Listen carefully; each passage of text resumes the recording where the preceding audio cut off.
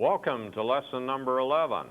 I hope that we can provide you some information about what else is needing in the portfolio, the different things that you need, what else should be put into the portfolio. That's what lesson 11 is going to be. Lesson 10, we hope you're caught up. You've got somebody working with you closely to finish this thing out. So we want to work now on lesson 11. Our last lessons after this one are going to go back and give you some additional information and kind of help you in solving any of the problems you've run into. But this lesson is going to address the remaining items that we need. First of all, we'll focus on work verification. We want to be sure that you have already begun to verify what you have said. I want to talk about license and license scores, non-collegiate, credit by exam, PERT charts. I want to talk about the degree plan and certification. So we're going to mention a few things in those areas. So I'd first like to talk about license scores here today. If you're a licensed nurse, an EMT, an auto mechanic, or other licensed individual, you need to provide a copy of your license and license score in your portfolio. Don't include your original, obviously, because the portfolio is not returned to you. We do not give you your portfolio back, either electronically or by paper. We don't return it. So one of the things that you need to realize is that you need to give us a copy of these. Somebody gave us their driver's license. We don't need that license, so we assume you know how to drive. So the thing is, don't do that. Give us a license score. If you can't get the scores, we understand, but we would like to have them. License scores, we want to have them in the portfolio. The other thing is work verifications. Some of you have already talked with your instructor. You've already discussed verifying what you've said. In the next slides, we want to verify your work history you're submitting. So what I want to tell you now, and I'll tell you again later in the slides, in event you can't comply with the rules we're going to talk about, you email the Chair of Occupational Education and request approval to provide other forms of documentation. So you are going to apply for certain years of credit. That's what you've been working on in your competency statements and your job task analysis and your articulation. Now, if you can't do what we're going to talk about here, you don't have the ability to get that information, then you're going to email the Chair of Occupational Education and indicate, I'm having trouble and here's what I could do in lieu of that requirement. And then you'll get back a response. Don't just put anything in the portfolio and say, oh, they'll accept that type of verification. Now, to verify your civilian position, you've been working in the civilian market, you must use the forms on the OCED website. There are forms that you can electronically send or whatever to the employers. You want to obtain the letters only from the organizations you listed in the application. So you made an application for work-life credit. We talked about that early. And you've maybe held 5 or 10 other jobs. We don't want you to go and verify those. We want the ones on your application. You need to get at least three references. Now, what we prefer is, something of the nature of maybe 2 supervisors and 1 co-employee with you. But that's the work verification letters. You need to get those out to these people. What I'd suggest is call them or email them and say, hey, I'm shipping this and I need it back. I need it back in another week. Don't leave that deadline just to anyone. If you send out 4, you may get 3 back. So be careful that you send out enough and you let them know. And if you live near them, take it to them, have them fill it out. It depends upon what they think. And if they don't want to fill it out, they have that right too. So you need to be aware. So if you have trouble, let us know. Now, what about you that are self-employed? You've been working. Now, I want to talk about self-employment. You should verify your self-employment listed on your application using IRS Schedule C, Form 1040. In the event, when you watch this presentation, that has changed, new tax codes, you can contact your instructor by email for special directions, because there's always updates from IRS, and if this has changed at the time you watch this, email your instructor. Remember to submit copies of the IRS schedule for only the years that you were self-employed. Somebody gives us reams of their income tax. We don't need that. We want to know when you were self-employed. We're trying to determine if you're self-employed in a full-time job. Now, a lot of us, including myself, have been self-employed in a part-time situation where I had my own business in addition to a regular position. And that was not 40-hour a week. That's time in the evenings or whatever to do some work. What we're looking for self-employed were enough information for you to count some years, because we need to try to verify years of employment. So if you have a problem obtaining the correct income tax forms, that's another question you're going to email the chair of Occupational Ed. What about the military? Although the military has declined in the last few years in numbers, there's still a lot of people who have served in the military. We want to know that you did serve in the military. If you want to apply for work-life credit for the military years, submit your DD-214. Or if a new form, if it has changed, you may end up with a new form that the military has provided. We want to have 5 efficiency reports. Now, some of you will say immediately, I can only get 3 because I wasn't in long enough, or this and that. That's a question you will email the chair of Occupational Ed. I can only get 3, but I can get you a letter from my first sergeant or whatever, or the sergeant first class over here is going to send you one.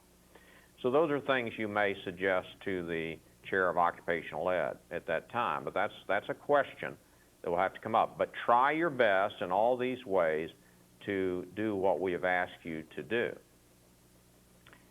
Now, what if you're going to use all 3? You, as an example, you are an Army nurse who left the service, you worked for a private hospital, and then you worked for yourself in private care. You know, you're an LPN in the Army, you left the service, you went to a private hospital, now you work for your own service. Your application might include all 3 of the previous examples. So you're going to get civilian, you're going to get the military, and now you're going to get the IRS papers. In that case, you want to get all 3 of them to document, because you're submitting 3 different types of work experience. So be sure you realize that if you mix and match. Now let me tell you, some of you are better off with 20 years experience working at a department store or in the field of welding or auto mechanics or auto body, plumbing, or secretarial work. You may be better to pick shorter amounts of time, and we've already talked about those types of concepts. Pick the strongest years.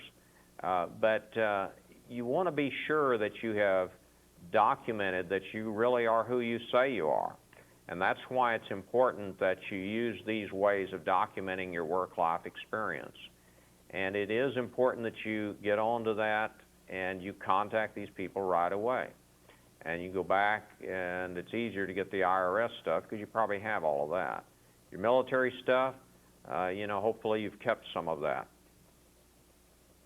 Well, again, my final reminder, if you're unable to comply with the requirements, email the chair of Occupational Ed and offer suggestions.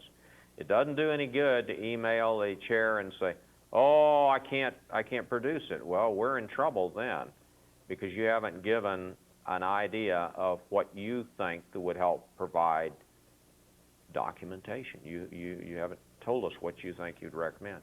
Be sure you CC your instructor in that email so your instructor's kept up to speed on what you are doing and what's happened to you. That's very important. Now I want to talk about a different topic. You're already verifying your work, but we want you to look at another thing called non-collegiate. We've mentioned that in other lessons, your training credit. Students out there, all of you who have extensive training that's separate from college transcripts, may consider applying for non-collegiate. It's imperative the training relates to your job task analysis. It must be on a college level, must be training that can be verified. Well, those are pretty important rules. You know, it's got to relate to your task analysis. Well, if I'm applying for work-life credit as a carpenter and I have training as an artilleryman in the military, that does not relate to being a carpenter unless you want to destroy your own house. So that's not what we're talking about. We're talking about training that relates to your DOT, training that relates to your job task analysis. So don't submit any training credit for things that do not relate to your work-life experience. Now, if you are a manager and you took some training in some type of software product that you use in your business, that might be considered training that relates. But you want to be careful. The other thing is that you want to be careful that you know that you really want to submit for training credit, because it is more work and you need to decide it. You need to carefully consider non-collegiate. If your draft degree plan, you have a draft degree plan, probably downloaded it from the web. If you have the occupational emphasis virtually filled and electives completed, you may consider spending more time on work-life credit and not applying for non-collegiate credit. So read that again. Think about it. Go back to what I'm saying. If your emphasis is virtually filled in your degree plan, your electives are virtually filled in your degree plan, draft, and you look at that and say, whoa, I've got a lot of credits, but I want to use some work-life credit for advanced credits, 3,000 and 4,000 level, junior, senior. But I really don't think I need to apply for non-collegiate credit because, that's more work and I'm just not sure. But if your occupational emphasis is virtually empty and you've got a lot of need for electives, some of you are coming in from the junior college with 40 hours or something, you need a lot of credit, and you have training credit, you may want to consider right now applying for that training credit. You're becoming a pro at writing competency statements, and that's what you're going to write about your training credit. In essence, it is wise to decide where you'll spend your time. If you're going to spend your time in a different way, if your work experience was weak and your training is strong, you may want to apply for both work-life and non-collegiate. In essence, if you have 2 years of work experience but a whole lot of training, I probably would consider applying for both. Or your work experience hard to verify. You just don't have people who will verify that you are who you say you are. So you have weak work experience. Maybe you should apply for training credit or non-collegiate. Now, there is an application to apply. It's on the Occupational Education website. In addition, for each course you submit, you must have the following. You need a course syllabus. That's a form on the OCED site. You can go and look at it. A minimum of 8 competency statements per course. So you'll write the competency statements. Minimum of 8 per course. Now, that's not quite all that you'll need. Note, if the course was a longer course or was very complex, you should add more competency statements. If the course was short and you would not have 8 competency statements, you can cluster it with other courses that may be similar. So in other words, I might have 3 courses that were 10-hour courses. I went to 3 10-hour days, and they were all on different things, maybe different types of software products. So I'm going to cluster those together, and I'm going to write more competency statements on those. I would not spare the competency statements. I would write more rather than less, because we get an idea in reading what you've learned from that course of what you know, and you're talking about your skills. So be sure that you do not shortchange yourself in writing competency statements. And your course outline, you say, well, I can't find a course outline. I threw it away. You can go ahead and construct one. We have that sample on the web where you can go to that and look at it, and you can construct a course outline. Now, you're going to have to provide some documentation that you really went to this too, that you actually went to the course. So you're going to need to provide a certificate, as we say, or you're going to provide a transcript, and you want to defend it as college level. And the quality of the outline, documentation, and competency statements must be reflective of a level of learning, a high level of learning. That's important. You do not want to take a situation where you've done a course for a particular company, their in-service training, and the course was not taught in a quality manner, and you're trying to submit that and tell us it was taught in a quality manner. Now, there's something that you might also want to bear in mind. The American Council of Education have these guides called the ACE guides, and they certify different companies or organizations. They also work the military in training, and you may want to look in that guide because sometimes it tells you what courses are worth. If your course is not in the ACE guide, it becomes the university's decision if you would receive any credit for this training that you have. So I would make my packet in the portfolio for non-collegiate very, very strong if I'm going to use it. Very, very strong. And that's important to you, very important. What about your credits by exam? Some of you have tested out in the last several years, and you know, can't use all your community college credits because you're limited by the amount of credits that you can use, and you want to move through the degree very quickly. You're really anxious to graduate. You can go to the OCED website, provide scores that you need to be awarded credit by exam. You can go ahead and get review books from some of the commercial bookstores, and you can go over there. And you might want to consider, too, that I was going to mention, is going over to schedule exams with the community college and universities. You don't have to come up to Texas State. You're in Washington State. Go to a community college there and take a CLEP. But be sure that you're taking the right CLEP. You can go to the OCED website. You can see what the CLEP exam is worth. You can see what score that you need, and those scores change. So, in other words, you need to stay up with it. And I suggest if you contact a testing center, you tell the testing center, I want to test the test CLEP for math or whatever. And then they tell you, well, we're going to test on the 18th of October. Well, if you're watching this in January, you've got quite a long time to study. But what if it is September and you're supposed to test in October? Well, you may want to wait on testing till you've had a little bit of time to study. It's better to, take your time to be sure you're going to take that test. It is still going to be cheaper to take the test than taking the course. Now, please note, this does not take the place of taking your hours with Texas State University. Your residency requirements, which are in your catalog, are required. So I can't just take a bunch of CLEPs and graduate and say, oh, I'm finished up. I needed 30 hours to graduate. I took 30 hours of CLEPs. I'm walking. No, you've got to have your residency hours at Texas State University.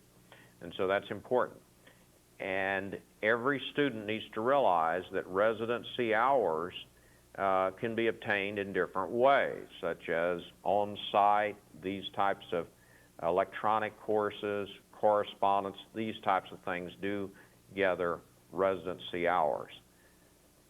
Occupational education does keep old sets of information on the CLEP. So if your CLEP is a little bit old, you can email Occupational Education and find out if the score that you had X number of years ago is still valid.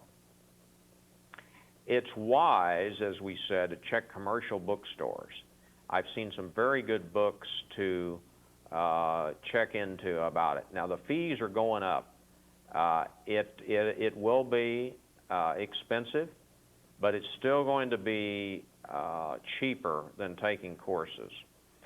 Check with your college early. Be sure that you see their policies.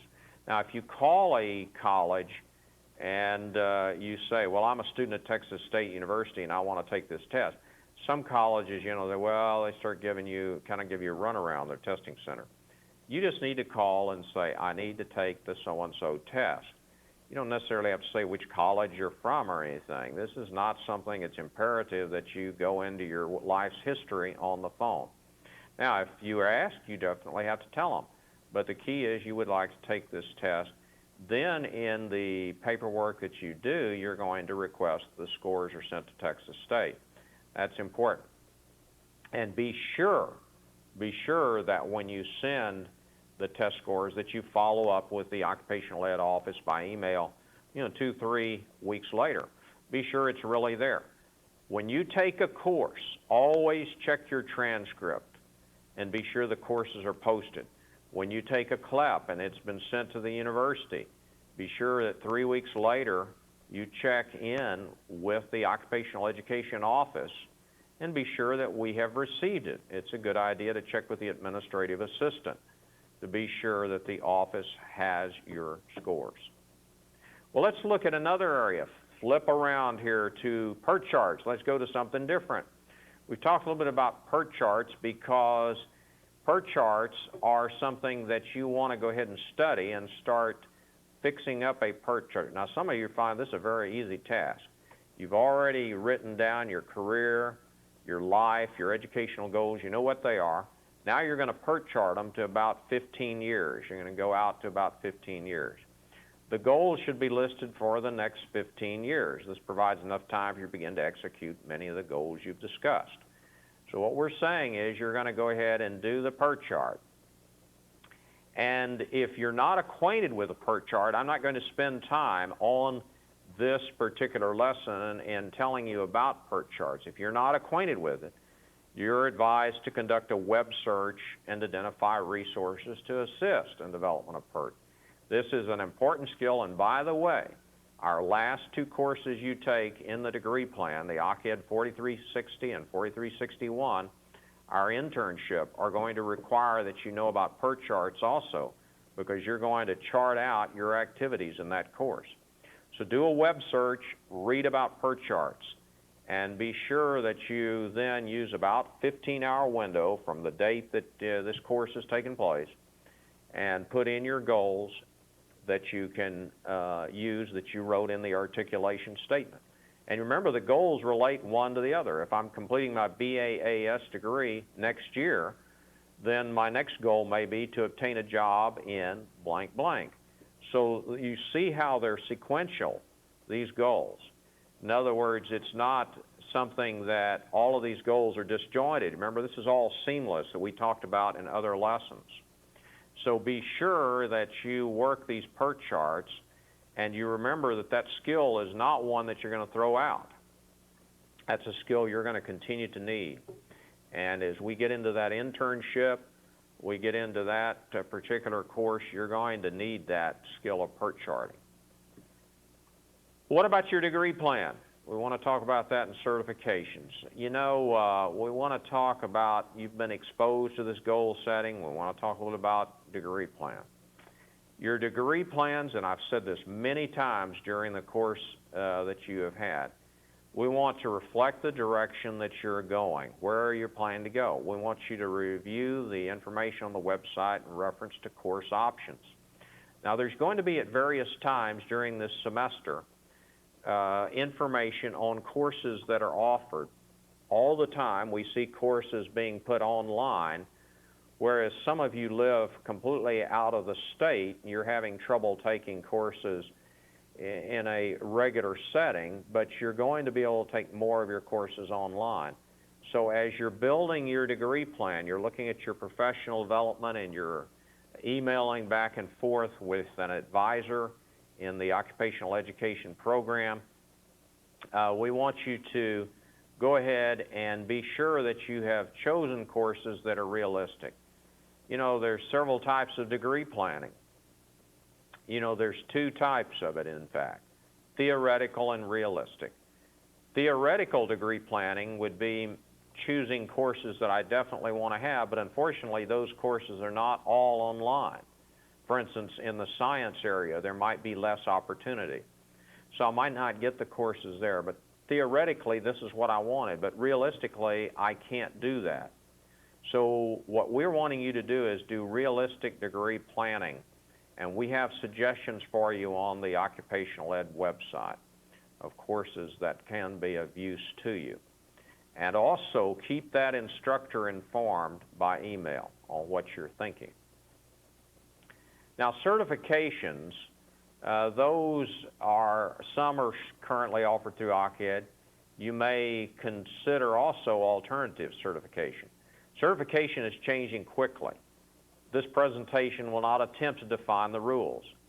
We think that it's changing, in fact, so much that you need to visit the website of universities and agencies that do alternative certification. Certification as a high school teacher and elementary teacher and preschool is changing rapidly all over the U.S. Each university has its own set of rules on what it might do to assist a person to be certified. And that is under the College of Education, and many colleges, education, teacher education, you'll have to search it out on the website. Texas State University also has these types of options, but they change rapidly. There's also education service centers that you can look under alternative certification. Be sure you're not talking with a charlatan as you go into a search mode. But if you're looking to take some teacher ed courses while you're in the BAAS degree,